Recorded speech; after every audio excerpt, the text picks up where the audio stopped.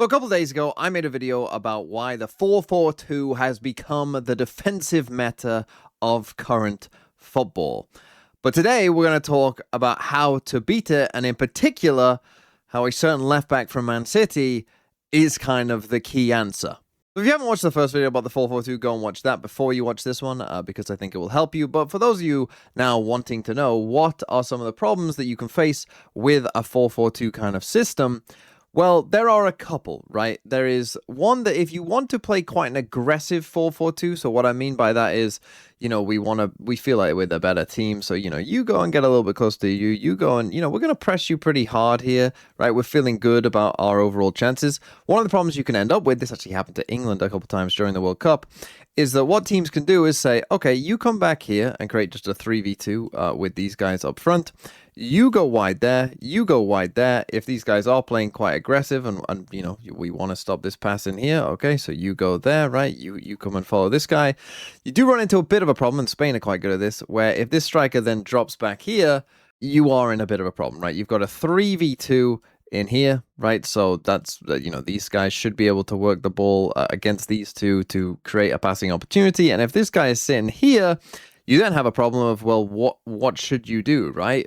Because you can't really just send one of your center backs in there to go with him, probably, because then you leave, massive, if this guy goes in there, there's a massive space here for this winger to run past, or there's a space potentially for this guy to peel in behind as well. It's something that Spain do quite well with Ayazabal, right? Dropping him into kind of this midfield pocket here, and that does create problems for you, right? So if you're playing a more aggressive 4-4-2, this is the kind of thing that can happen to you. So what you will often see, and we are going to focus today on kind of Man City and a little bit on Arsenal as well, because I think they can kind of do a similar thing. Often against, those bigger teams, generally, teams aren't going to do what I just showed you, right? They're going to play a more conservative 4-4-2, which, often will mean playing a lot narrower, basically saying, we're going to use our 4-4-2 to deny you any space in the middle of the pitch, right? We're going to do something a bit more maybe like this, and you're never going to be able to play through the middle of the pitch, right? It's simply not going to happen, right? You're going to have to go out wide,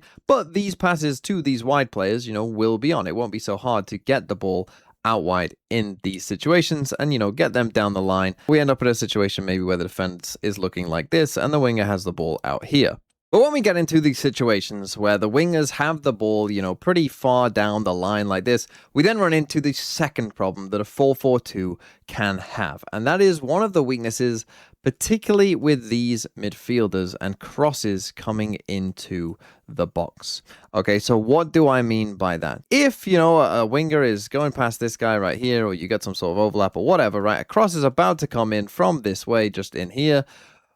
Obviously, the centre-backs will be somewhat preoccupied with the striker, right? This fullback will be thinking about, perhaps this winger out here on the edge of the box. Maybe they're even, coming in for a run here behind them, right? Whatever that might be.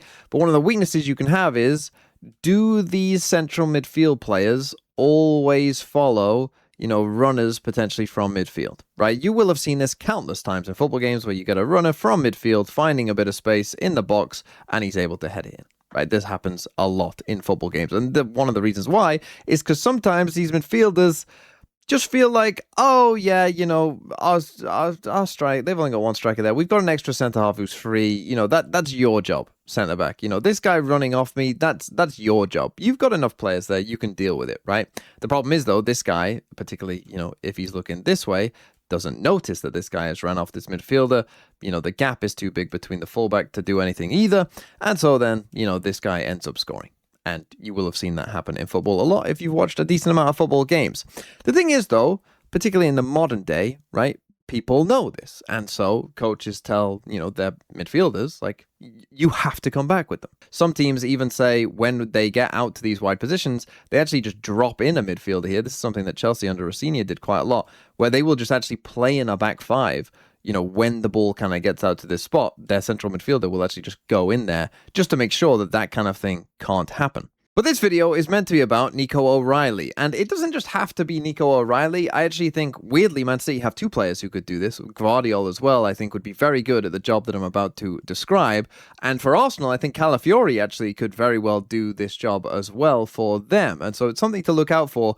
You know, Nico O'Reilly is the example we're going to use because it was used very effectively towards the end of last year. But actually, there are multiple other players for teams like Arsenal and Man City who could also be this player. Because, as I said, a lot of the, teams nowadays understand that that is a threat and, tell their central midfield players, look, if he goes there, you got to go with him. However, when a left back does it, it creates a bit of a different problem because you see, pretty much no matter how much you tell this winger to go and follow this guy back all the way, they just won't do it.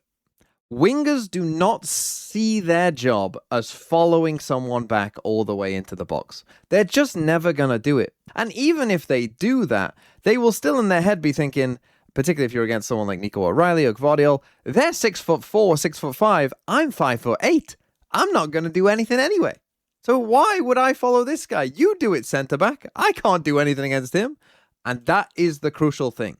That for a player like Nico O'Reilly, if you get into this position just here, yeah, maybe these midfielders will follow the midfielders, but this winger is never following him. So if this centre-back, again, gets attracted to the ball and attracted to particularly Erling Haaland, who's a big threat, of course, you will often find that someone like Nico O'Reilly can just waltz in this box for free, potentially, and score some goals.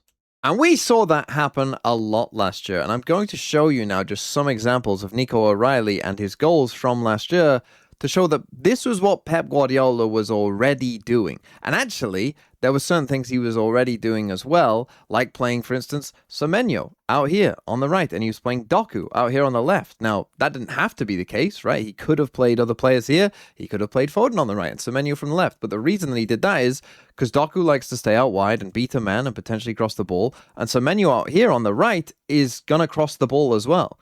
Right, he's not going to cut inside as much and shoot on his left foot as he would on his right. He's going to go outside and cross the ball a bit more. And so this is how Pep wanted to deal with the 4-4-2 kind of, sitting back, is get wingers out there who will actually just cross the ball and then let Haaland and O'Reilly just attack it. And actually, if you look at Nico O'Reilly last year, he scored 9 goals. And 7 of those goals, if you think about the third round of the FA Cup kind of being, the kind of midway point of the season, essentially, he scored 7 goals from the midway point of the season last year. And this is kind of when that kind of real 4-4-2 stuff started to take off and when City kind of started playing, with Semenyo out right, Doku out left, and crossing the ball a lot. He scored 7 goals. That's your left back scoring 7 goals in half the season. That is an amazing amount of goals for a left back to score. And if we look at some of those goals, you will see exactly what I'm talking about. Now, the first one I'm going to show you is actually against Chelsea here, right? So this is a cross from Turkey coming in just here. And you can see Nico O'Reilly is already there. And he is actually being mocked. And this is the thing. This was towards the end of the season. People had realized that this is a bit of a threat. And particularly if the ball, like Man City like to do, gets recycled a little bit like it had in this instance, it's possible that he does get picked up. However, the crucial thing is, and again, this doesn't have to be O'Reilly. This could be Gvardiol. It could be Calafiori if you're an Arsenal fan as well. Is this, I think, is Andre Santos who's marking him. Well, the thing is, Nico O'Reilly is 6'4". These defensive midfielders who are going to be picking him up, as we'll see in a later clip as well, they're going to be like 5'10", right? So you just watch from this frame that I've picked here to this frame, Nico O'Reilly has just shoved him away. Is that the body position you want of your player when a cross is coming in, and he's about to head the ball? Look, he's just lost, right? Because he's just been pushed out of the way by someone who's an absolute giant compared to him. And this will be a crucial thing that happens consistently. And again, this could be Gvardiol, right? You could see him doing a similar sort of thing where, yeah, you've picked him up, but there's a giant mismatch there still, right? And so obviously O'Reilly wins the ball. He scores a goal. Now, this one I think is a good example. This one is against Newcastle in the Prem of what I mean about like a winger simply will not follow you back here. This is Elanga here. There's no way. I mean, you can actually already see where this goal is coming from, right? If, just pausing it right here, this goal is already there, right? You can already see the space of like, this guy's going to come here. Xiao's going to follow him that way. Elanga is not going to pick this up. This guy is too far out here. He's not going to be able to get back in. You can already see this goal. right? This goal has already happened, basically. Or the cross just needs to be the right cross. And it's actually Haaland this time who's going to do the cross. But you see, O'Reilly realizes that this is on. No one is there to pick him up. Alanga is the guy maybe you would say who could pick him up. I think this is Trippier maybe. Is going to try and get there. But again, O'Reilly against most fullbacks, he's going to have, a massive height advantage on him, right? And again, look, I mean, just no chance. You see here, if I bring it back a couple frames, so when Haaland is about to cross that ball, Alanga's not even in the frame. He's not even in the frame. Again, no winger is doing this. They are not going to do it. And that's not a criticism of Alanga. No winger is going to do it. And you see that space is just there for him. And again, O'Reilly is twice the size of Trippier or a decent amount of fullbacks. So, of course, I mean, look at that. It's not even a contest goal. This is what's going to happen a lot in these systems. Here's another example, this time from the Carabao Cup final where O'Reilly scored both goals. But this is another good example for you where, yeah, okay, Arsenal in this point are marking O'Reilly, but it's Zubimendi again, right? Like, there's a giant mismatch here again, right? Now, this one actually doesn't lead to a goal, but again, it shows you, like, why did City put Semenyo on the right? Well, it's to do this, right? He's going to drive down the line and cross the ball rather than cut inside and shoot, like we're used to seeing him do for Bournemouth. So you see there, he's going to cross it in. This time, actually, it doesn't lead to a goal. But look at this, right? If this cross is a little bit different, there's O'Reilly versus Zubimendi. That could have easily been a goal, right? If that cross is just a little bit lower, it is a goal. In that instance, it goes to Haaland's head and doesn't lead to one. But later on in the game, again, we got a similar sort of thing going on where we just got a giant mismatch. I think that's Zubimendi again. Cherki's here. He's going to cross the ball. And again, it's just a gigantic mismatch, right? And so what happens is, in this instance, Kepa, it's a bad cross from Cherki. Kepa's going to spill it. And then again, it's like, well, who's going to win that battle between O'Reilly, who's a giant, compared to Zubimendi? Well, obviously O'Reilly, and that's how they scored the first goal. And then the second goal, again, I will just show you that wingers, even Saka, who is quite good defensively, right? Like, Saka is known as a winger who will defend. I mean, we saw in the Champions League final, basically playing as a right back. He will defend, and he will do it a lot more than most wingers do. But he isn't doing this, right? No winger is doing this, okay? So when this ball, you see O'Reilly here. He's actually on the edge of the box this time. We're going to get a bit of a delay here. Rodri's going to play the pass in behind for Nunes. And now O'Reilly is, on the edge of the box. He's now going to make his run as Nunes is about to cross it. Here's Saka, right? What's going to happen? Cross comes in. Everyone's attracted to these front players. And O'Reilly's ahead of Saka, right? We've gone from there to there. You know why? Because no winger is ever being aware of this and actually running all the way back, right? Saka will do a better job than most. He'll actually get back in the box, but he's not going to actually defend against someone. I mean, even if he does, again, as we've seen from the other clips, what is he going to do? He's half the height of O'Reilly, right? And O'Reilly, header, goal, wins the Carabao Cup. And so, if the kind of general football meta stays in that kind of similar 4-4-2 sort of shape, someone like O'Reilly, or it might even be Guardiola as well, if they put him at left back, can easily abuse this. And this is why Man City, made the title run a bit of a title run at the end of the season, because it looked like Arsenal were just going to run away with it, right?